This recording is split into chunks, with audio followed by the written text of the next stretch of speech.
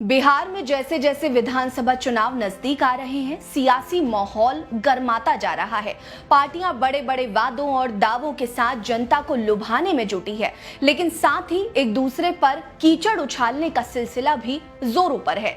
लोग 1990 के दशक को याद कर रहे हैं, जंगल राज रिटर्न्स की बातें हो रही हैं। 1990 के दशक में लालू प्रसाद यादव और राबड़ी देवी के शासनकाल में बिहार ने ऐसे भयावह नरसंहार देखे जिन्होंने न सिर्फ बिहार बल्कि पूरे देश को हिलाकर रख दिया। ये वो दौर था जब रणवीर सेना जैसे समांती संगठनों ने दलितों और पिछड़ों को निशाना बनाया और लालू राबड़ी की सरकार पर इन हिंसक घटनाओं को रोकने में नाकामी के गंभीर आरोप लगे थे।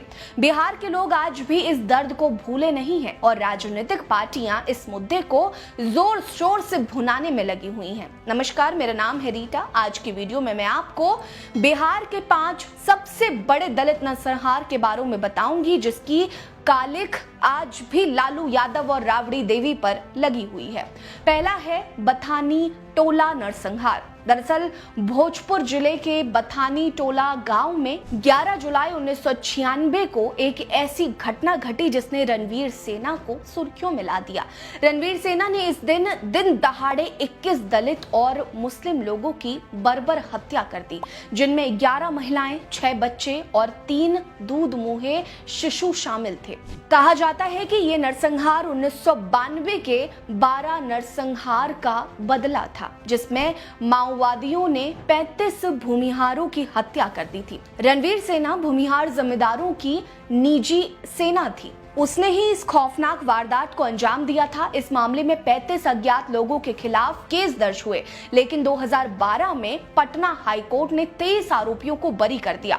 उस वक्त लालू प्रसाद यादव मुख्यमंत्री थे और उनकी सरकार पर जातीय हिंसा को बढ़ावा देने और इसे रोकने में नाकाम रहने का गंभीर आरोप लगा। इस घटना ने बिहार में जातीय ध्रुवीकरण को और गहरा कर दिया, जिसका असर बाद के नरसंहारों में भी दिखा। हमारी इस लिस्ट में दूसरे नंबर पर है लक्ष्मणपुर बाथे नरसंहार।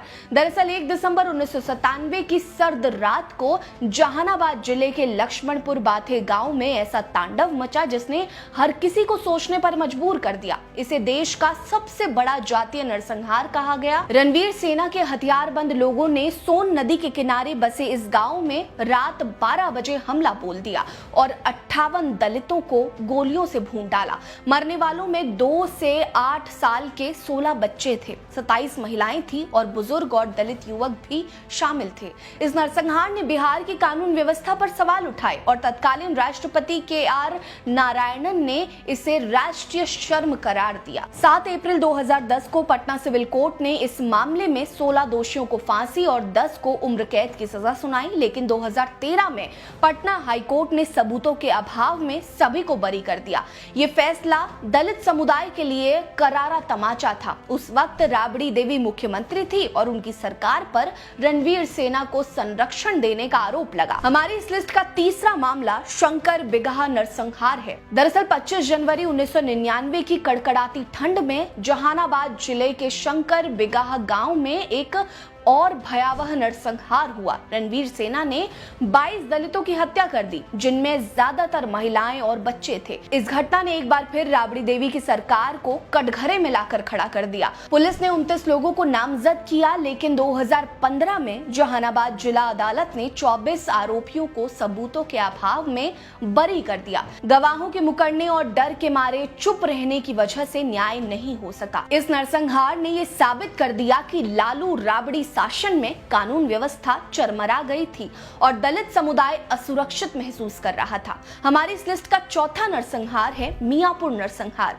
दरअसल 16 जून 2000 की रात औरंगाबाद जिले के मियापुर गांव में चीख पुकार मची हुई थी और खून की नदियां बह निकली। 34 दलित और अति पिछड़े लोगों की हत्या कर दी गई थी। इस नरसंहार में रणवीर सेना का नाम फिर सामने आया और कहा गया कि ये हमला नक्सलवाद के खिलाफ प्रतिशोध और भूमि विवाद के चलते हुआ। हमलावरों ने गांव को घेर कर अंधाधुंध गोलियां चलाई, घरों में आग लगा दी और कई शवों को क्षत-विक्षत कर दिया।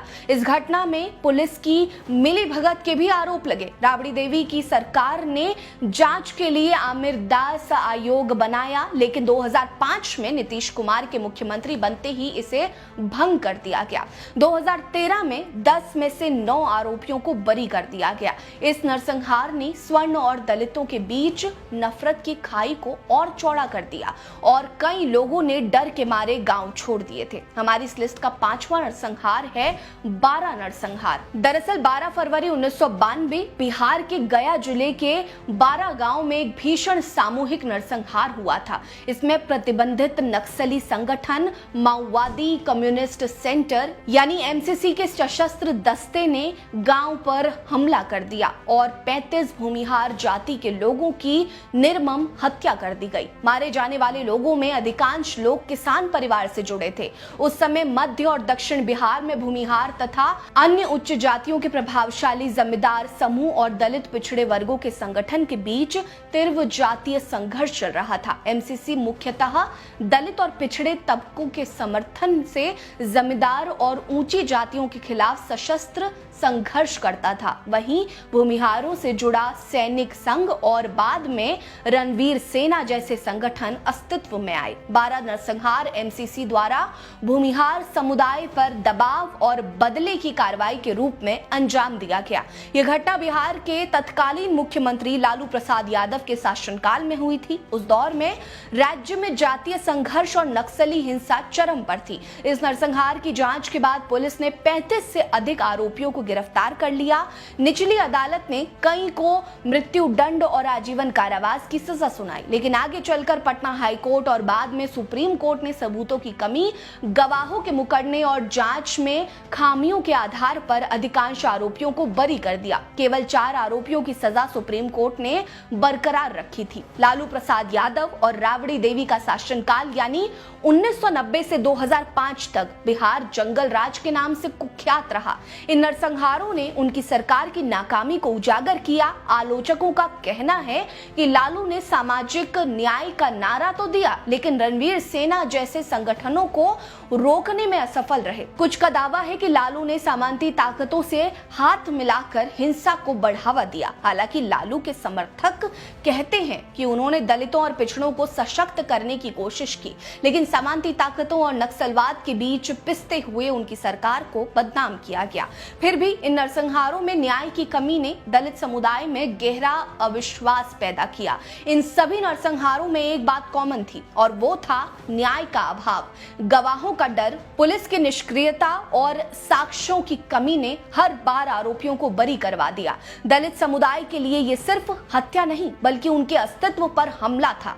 इन घटनाओं ने बिहार में जातीय हिंसा को हवा दी और नक्सलवाद को बढ़ाने में भी अहम भूमिका निभाई। 2005 के बाद नीतीश कुमार की सरकार में बड़े नरसंहारों की घटनाएं कम हुई, लेकिन दलितों के लिए न्याय की लड़ाई आज भी जारी है। हर चुनाव में ये नरसंहार सियासी हथियार बनते हैं। जेडीयू और बीजेपी लालू राबड़ी के जंगल राज को कोसते हैं, जो राजद नीतीश पर रणवीर सेना को संरक्षण देने का आरोप लगाता है। लेकिन सवाल वही है, दलितों को असली न्याय कब मिलेगा? इस मुद्दे पर आपकी क्या राय है? कमेंट सेक्शन में हमें जरूर बताएं। वीडियो को लाइक करना मत भूलिए, चैनल को सब्सक्राइब कर लीजिए, हमारे साथ बने रहिए। नमस्कार।